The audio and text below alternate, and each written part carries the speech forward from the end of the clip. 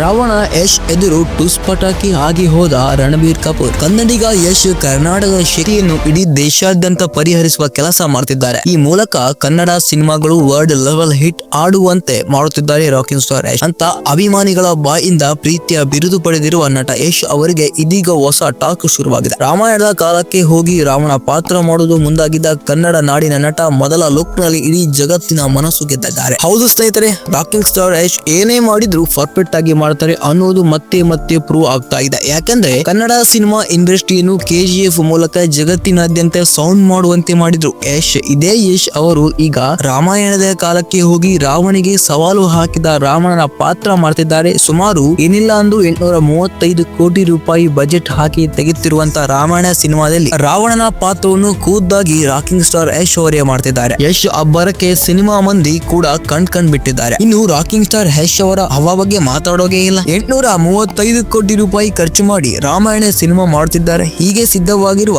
Cinema Bollywood level ಮೀರಿ ಹೋಗಿ Hollywood ಅಂದ್ರೆ ಇಂಗ್ಲಿಷ್ ಸಿನಿಮಾಗಳನ್ನೇ ಮೀರಿಸುವ ಮುನ್ಸೂಚನೆ ನೀಡ್ತಾ ಇದೆ. ರಿಲೀಸ್ ಆಗಿರುವ ರಾಕಿಂಗ್ ಸ್ಟಾರ್ ಯಶ್ ಅವರ ಮತ್ತು ರಣಬೀರ್ ಕಪೂರ್ ಅಭಿನಯದ ರಾಮಾಯಣ ಸಿನಿಮಾ ಫಸ್ಟ್ ಲುಕ್ ನಲ್ಲಿ ಭರ್ಜರಿಯಾಗಿ ಮಿಂಚುತ್ತಿದ್ದಾರೆ. ಕನ್ನಡಿಗ ಯಶ್ ಅಲ್ಲದೆ ಹಾಲಿವುಡ್ ಮಂದಿ ಕೂಡ ಯಶ್ಗೆ ಜೈ ಅಂದಿದ್ದಾರೆ. ಇನ್ನು ಈ ಸಿನಿಮಾದಿಂದ 2,000 ಕೋಟಿ ರೂಪಾಯಿ ಗಳಿಸುವ ನಿರೀಕ್ಷೆ ಮಾಡ್ತಿದ್ದಾರೆ. ರಾವಣ ಲುಕ್ ಪಡೆದು ಭರ್ಜರಿಯಾಗಿ ಕಂಫರ್ಟ್ ಆಗಿ ಹಾಕಿಕೊಂಡು ಎಂಟ್ರಿ ಕೊಟ್ಟಿರುವ ಯಶ್ ಒಂದೇ ಒಂದು ಲುಕ್ ಗೆ ಫ್ಯಾನ್ ಎಲ್ಲ ಫಿದಾ. ಸನ್ನಿ ಡಿಯೋಲ್ ಹನುಮಪ್ಪನ ಪಾತ್ರದಲ್ಲಿ ಕಾಣಿಸಲಿದ್ದು, ದೇವರಿಗೆಲ್ಲ ದೇವ ಎನಿಸಿಕೊಳ್ಳುವ ಶಿವನ ಪಾತ್ರದಲ್ಲಿ ಮೋಹಿತಾ ರೈನಾ ಮಿಂಚು ಹರಿಸಲು ಸಜ್ಜಾಗಿದ್ದಾರೆ. ಅದರಲ್ಲೂ ಯಶ್ ಅವರ ರಾಮಾಯಣ ಸಿನಿಮಾದಲ್ಲಿ VFX ಹಾಲಿವುಡ್ ಸಿನಿಮಾಗಳನ್ನು ಮೀರಿಸುವಂತೆ ಇದೆ ಅಂತಾರೆ ವೀಕ್ಷಕರು ಹೇಳ್ತಿದ್ದಾರೆ. ಸುಮಾರು 835 ಕೋಟಿ ರೂಪಾಯಿ ವೆಚ್ಚದಲ್ಲಿ ನಿರ್ಮಾಣ ಆಗುತ್ತಿರುವ ರಾಮಾಯಣ ಸಿನಿಮಾ 2,000 ಕೋಟಿ ರೂಪಾಯಿ ಗಳಿಸುವ ನಿರೀಕ್ಷೆ ಇದೆ. ಬಹಳ ವರ್ಷಗಳ ನಂತರ ಯಶ್ ಇಸ್ ಬ್ಯಾಕ್ ಎನ್ನುವ ಸದ್ದು ಕೂಡ ಕೇಳಿ ಬರ್ತಾ ಇದೆ. ಯಶ್ ಅವರ ಬಗ್ಗೆ ನಿಮ್ಮ ಅಭಿಪ್ರಾಯ ಕಮೆಂಟ್ ಮಾಡಿ. ಇದೇ ಹೆಚ್ಚಿನ ವಿಡಿಯೋಗೋಸ್ಕರ ನಮ್ಮ ಅಕೌಂಟ್ ನ ಸಬ್ಸ್ಕ್ರೈಬ್ ಮಾಡಿಕೊಂಡು ಈ ವಿಡಿಯೋ ನಿಮ್ಮೆಲ್ಲ ಫ್ರೆಂಡ್ಸ್ ಗೆ ಶೇರ್ ಮಾಡಿ. ಈ ವಿಡಿಯೋನಿಗೆ ಲೈಕ್ ಮಾಡಿ.